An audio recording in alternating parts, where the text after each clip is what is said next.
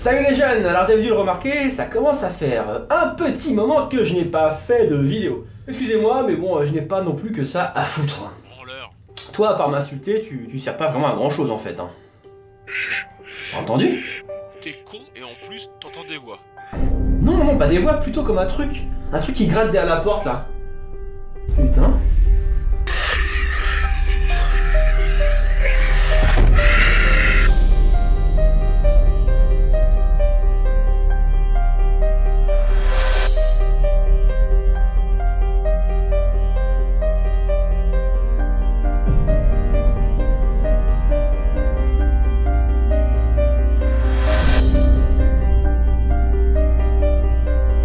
Zombies. On m'avait dit que malgré la fin de la guerre, il en restait encore quelques-uns, mais j'avais du mal à y croire. Mais là, c'est clair, quoi. Putain, les boules. Alors, vous le savez peut-être, la guerre des zombies a eu lieu et elle a failli éradiquer l'ensemble de l'humanité. Alors oui, c'est vrai, vous avez peut-être oublié. C'est pour cette raison que je vais vous parler du livre World War Z, publié en 2006 aux US et en 2010 en France.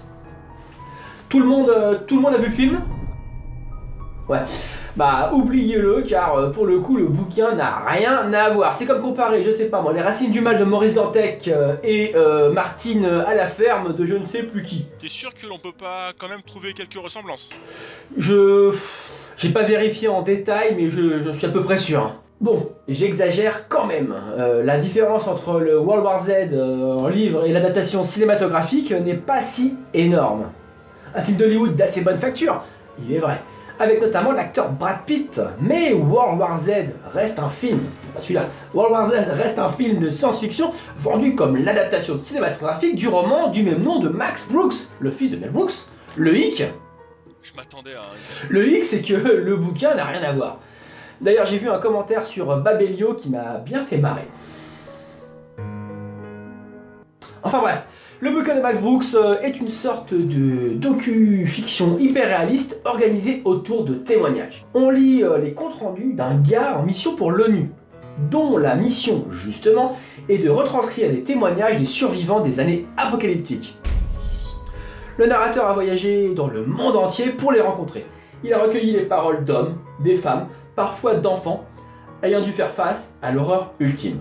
Des dizaines et des dizaines de récits différents de la guerre mondiale contre les zombies. Pourtant, il n'y a rien de plus facile à tuer qu'un zombie.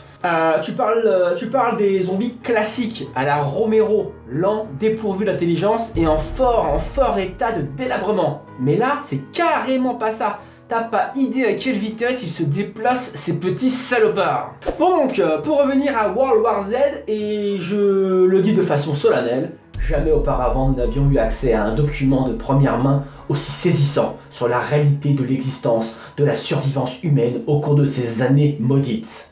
Qu'est-ce que tu racontes, mec? Chaque pays a vécu cette période de l'histoire avec ses spécificités, ses traditions, ses réactions plus ou moins bien adaptées à la situation, ses erreurs et ses solutions. Chaque habitant de la Terre, chaque survivant doit lire ce livre. Je comprends plus rien. Elle a vraiment eu lieu cette guerre contre les zombies? Bien sûr qu'il y a des lieux. Et puis quand je vois ta gueule, je ne serais pas surpris qu'on me dise un jour que t'es aussi un zombie, toi. Non mais sérieux, y a eu une guerre de zombies? Et après, c'est moi que tu traites de con. À ton avis, bien sûr qu'il n'y a pas eu de guerre. Mais le bouquin a été écrit comme si tout avait réellement eu lieu. C'est la grande force d'ailleurs de ce livre. Et en plus, ça permet de se poser une question. Comment je réagirais en cas d'invasion zombie? Tu te poses de drôles de questions quand même. Alors c'est un scoop pour personne, les histoires de zombies ont carrément la cote. Et le zombie est un élément majeur de la pop culture. Mais alors les zombies et moi, cela fait carrément 2 voire plus. Parce que je suis loin d'être un inconditionnel du thème.